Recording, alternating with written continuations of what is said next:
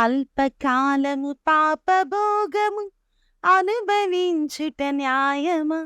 మరణించగాని పరమునకు నువ్వు చేరుట ప్రాముఖ్యమా?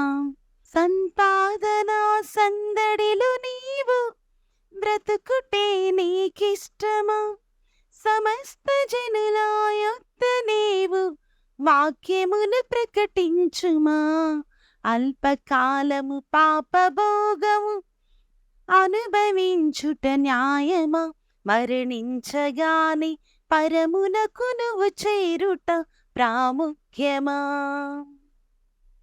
Praise the lord. Hallelujah. Jesus morning. మీరంతా ఎలా ఉన్నారు? ప్రభు ప్రేమలో ఆయన దయలో వర్ధిల్లుచున్నారా? అవును, మనం యేసయ్య ప్రేమలో కాయబడి ఉన్నాము. దేవునికి నిండు స్తోత్రాలు. ఈరోజు పరిశుద్ధ గ్రంథం నుంచి దేవుని వాగ్దానాన్ని చూద్దాం. ఈరోజు దేవుని వాగ్దానము: నేను నీకు తోడై ఉన్నాను, నీకు హాని చేయుటకు నీ మీదికి ఎవడునూ రాడు. ఆమేన్. అపోస్తల కార్యములు 18వ అధ్యాయము 10వ వాక్యము. ఈరోజు ఈ వాగ్దానం మనందరి జీవితాల్లో నెరవేరునుగాక. God bless you all.